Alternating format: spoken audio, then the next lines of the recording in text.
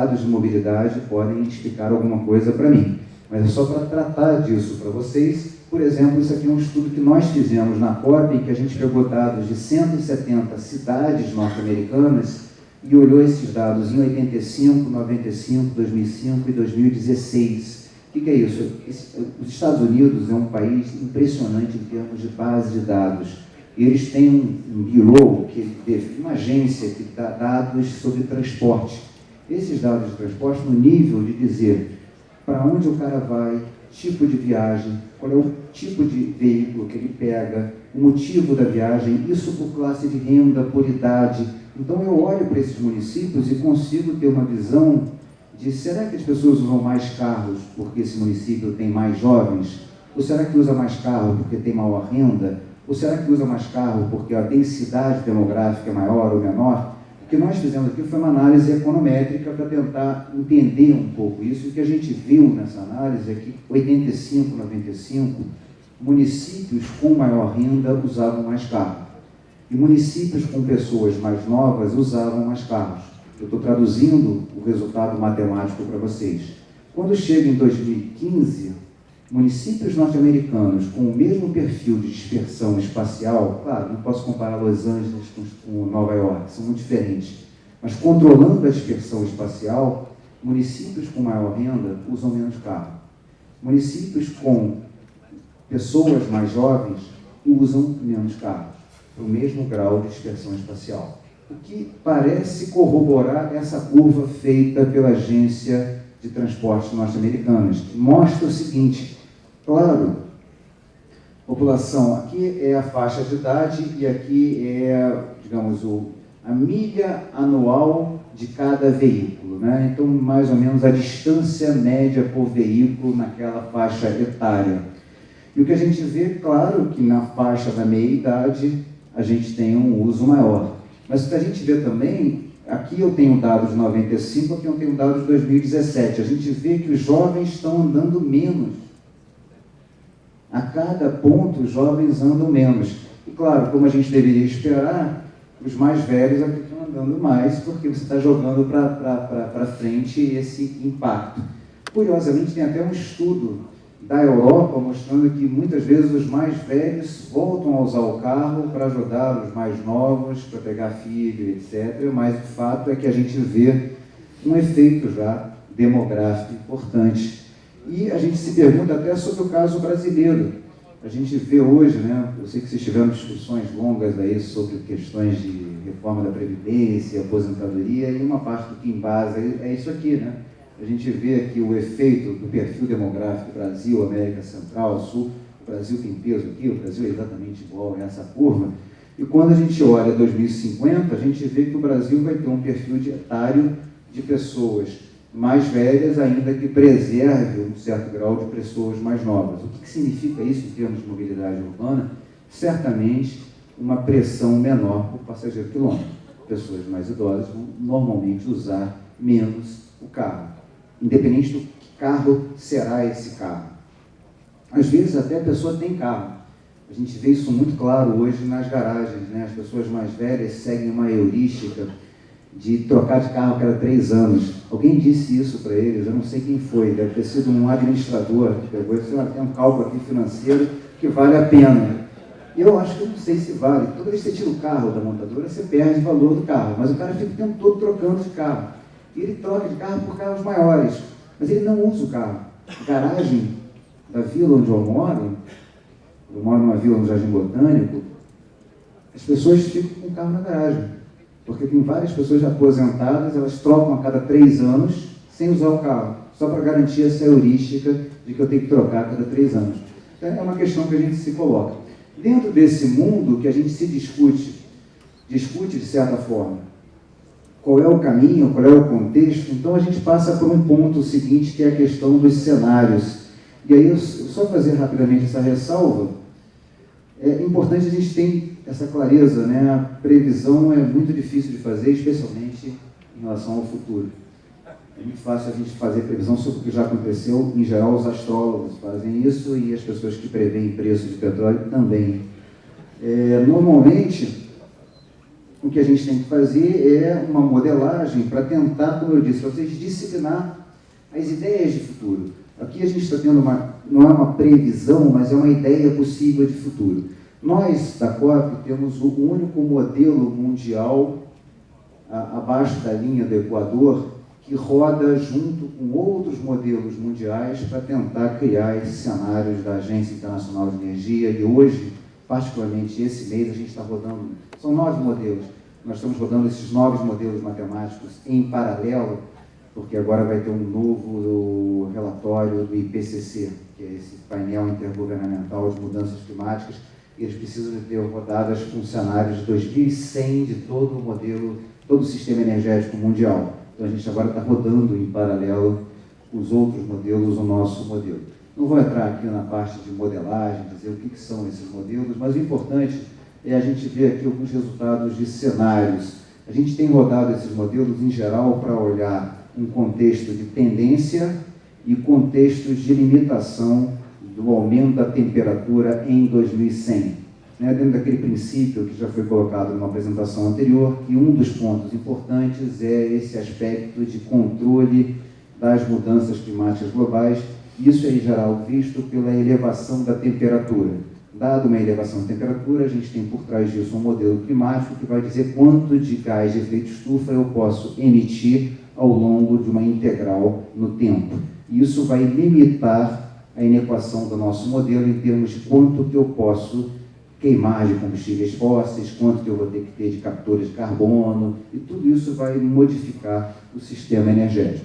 Então a gente roda esse modelo sem nenhuma limitação, roda o modelo com uma limitação de 2 graus e roda o modelo com uma limitação de 1,5 graus, que é a meta de Paris. Eu não vou detalhar aqui resultados, mas é só para a gente chamar a atenção que quando a gente fala de 1,5 graus, eu estou falando de a gente ter um orçamento, uma possibilidade de emissão de gás de efeito estufa, particularmente o CO2, entre 2018 e 2100, em torno de 400 milhões de toneladas de CO2. Isso que a gente pode emitir nessa integral. Para a gente ter a dimensão, hoje o sistema energético mundial emite 50. Significa que eu tenho mais 8 anos se eu permanecer emitindo o que a gente está emitindo, sem crescer. Claro que é um balanço de carbono, é um balanço material. Então, é claro que eu posso emitir mais desde que eu tenha alguma fonte negativa para retirar, e aí com isso, então, por exemplo, florestas são fontes negativas, captura de carbono é uma fonte negativa, então são esses elementos que a gente precisa verificar dentro da modelagem. Aqui já é um resultado do modelo mundial, mas eu não vou entrar tanto nesse detalhe para não cansá-los. Sei que a gente já está perto do almoço, senão já passamos, do horário do almoço, mas o importante aqui que eu gostaria de destacar são esses pontos do nosso modelo detalhado para o caso brasileiro. Então, o nosso modelo é um modelo mundo, ele roda para 18 regiões, tem um resultado para os Estados Unidos, China, para todos os lugares, mas eu acho que o nosso objetivo aqui é muito mais olhar para o caso brasileiro. Então, quando a gente olha para o caso brasileiro, eu estou vendo o seguinte: num cenário tendencial, que é esse cenário NCP aqui, nós vemos que o transporte de passageiros no Brasil permanece mais ou menos com a mesma cara que a gente tem hoje, só mexendo na intensidade, ou seja, sem nenhuma pressão sobre esse mercado. O veículo elétrico ele vai ganhando um certo espaço, está aqui, esse azulzinho, lembrando muito o resultado que a gente viu antes, a partir de 2030, 2040, ele vai ganhando esse espaço aqui. Mas quando a gente começa a fazer a limitação de emissões, isso no mundo, ainda que o Brasil não seja enormemente responsável por mudanças climáticas mundiais, nós temos que lembrar que a indústria automobilística ela é mundial. Montadoras chinesas, europeias, japonesas, americanas. Então você começa a ter uma modificação nas linhas de montagem. E isso começa a criar um padrão diferente no mundo que leva a um impacto no Brasil e que a gente está vendo aqui fortemente. Nós começamos a ver aqui a entrada maior de veículos. Aqui é passageiro, tá, gente? Então eu tenho aqui ainda a presença do diesel, do querosene de aviação, porque está a parte de transporte aeroviário. Isso, várias vezes as pessoas me perguntam, mas espera aí, a gente está tendo um consumo menor de energia? Claro, porque eu estou indo para veículos mais eficientes, estou indo com veículos elétricos, lembrando que uma parte desses veículos, fundamental aqui, são veículos puros a bateria, uma pequena parte desses veículos, nessa modelagem, tem sido veículos a pilha combustível.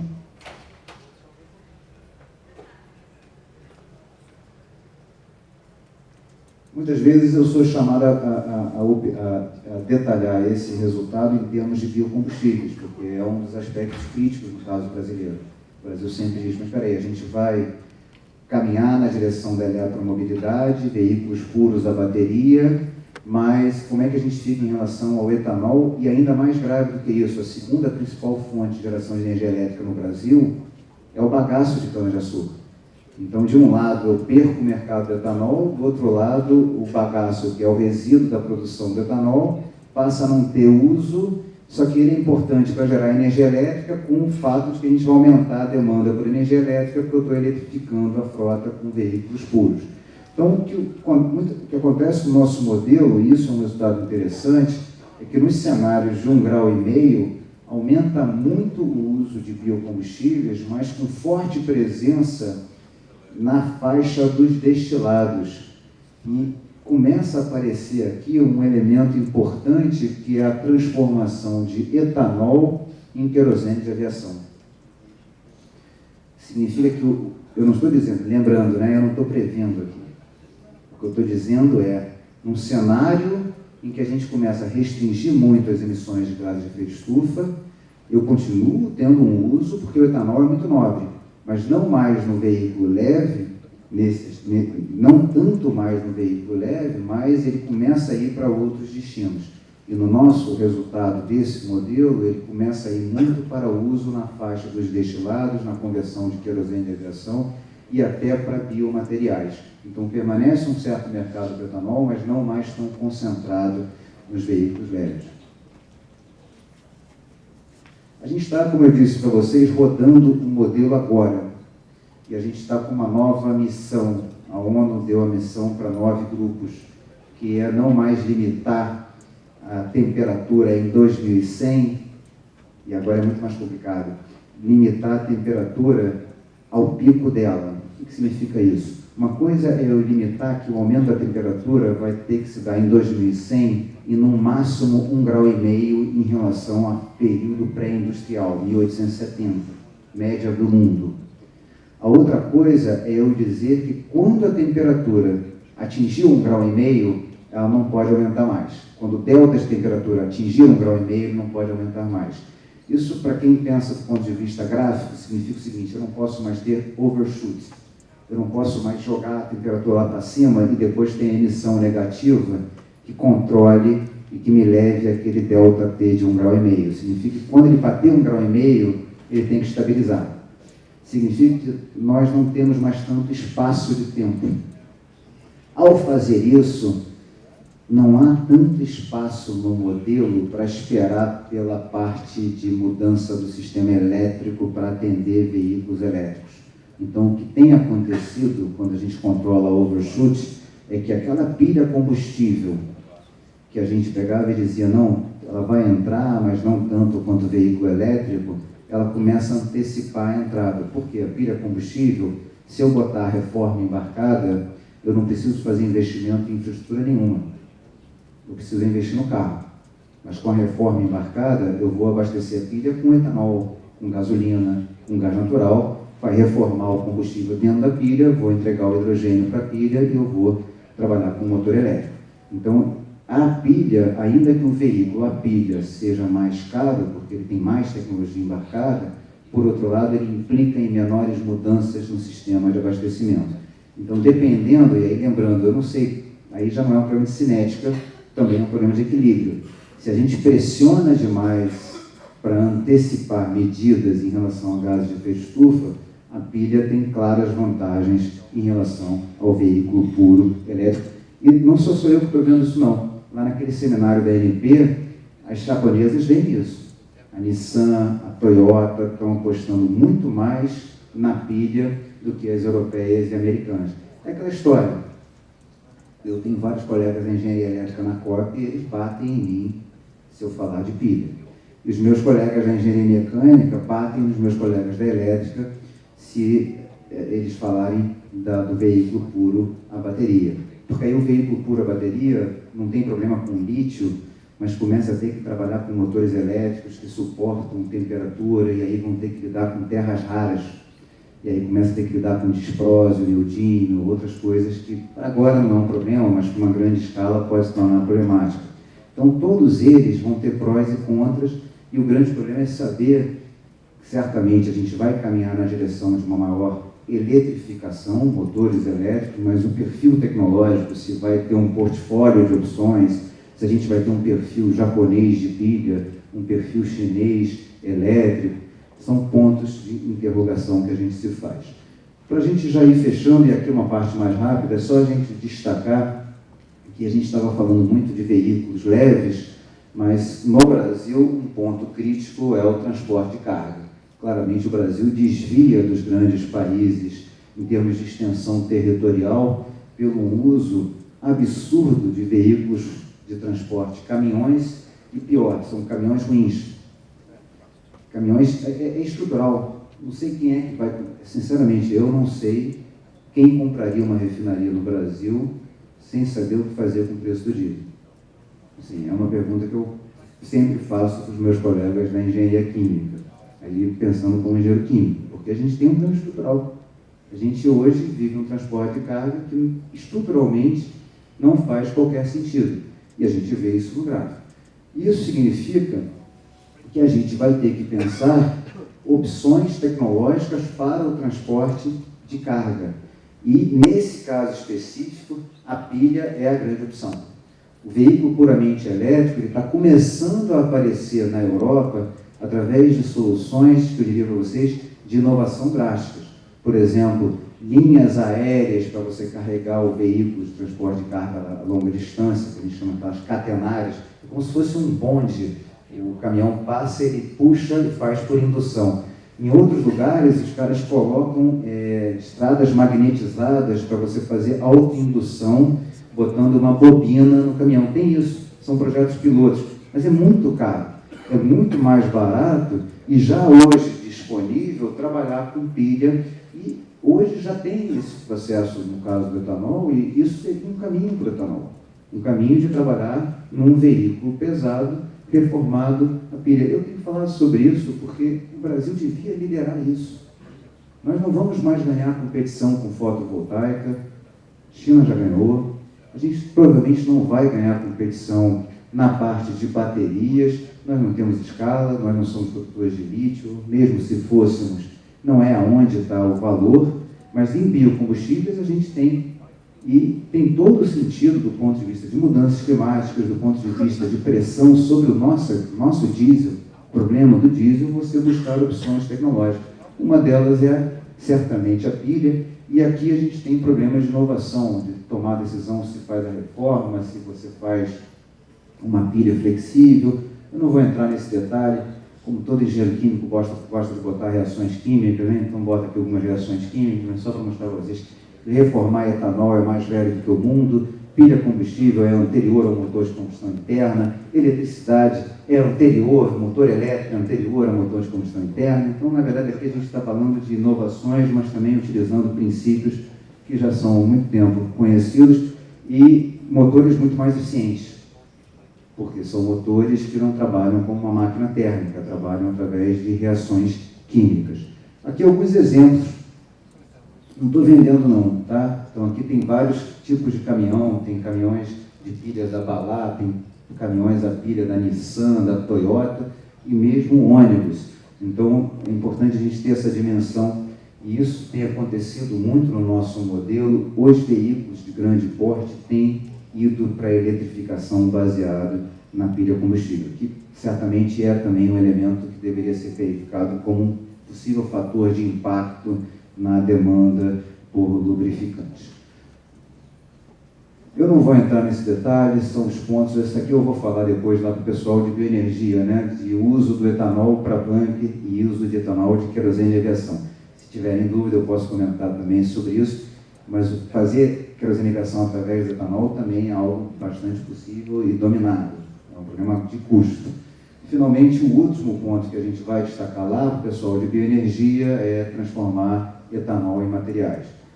Para dizer para eles que existe um mundo enorme para o etanol dentro da eletrificação do transporte. Não existe essa não é necessária essa dicotomia entre etanol e eletrificação de transporte. Isso não é uma necessidade. E da mesma forma, um outro ponto que a gente tem tentado como universidade levar para o pessoal de etanol é o entendimento de que olhar para o futuro não é uma previsão, mas é se preparar para o futuro. Numa curva de aversão a risco, quando a gente tem aqui alguém da Ford, a Ford é o símbolo da indústria automobilística, é o símbolo do século XX, é como se eu tivesse alguém aqui da Exxon. A Exxon mais a Ford é o símbolo do maior casamento que aconteceu no século XX, entre o petróleo e o transporte urbano. Tem o maior casamento. E quando a gente tem alguém aqui falando de indústria 4.0, de eletromobilidade, Ford, a gente tem que, o cara do etanol tem que olhar e dizer, bom, tem que pensar também que o meu produto é nobre e como eu vou enobrecer esse produto. Nada impede de um carro elétrico pilha com etanol, um ônibus. O etanol é uma solução para o diesel no Brasil, ônibus é etanol, veículos, caminhões é etanol. Tecnologicamente, nós engenheiros resolvemos, mas é um problema de visão de longo prazo, que não precisa ser daqui a 5 anos, 10 anos, certamente não, mas 2030, 2040 não é tão distante assim, quando a gente pensa na história da indústria de energia. Agradeço o convite em nome da universidade.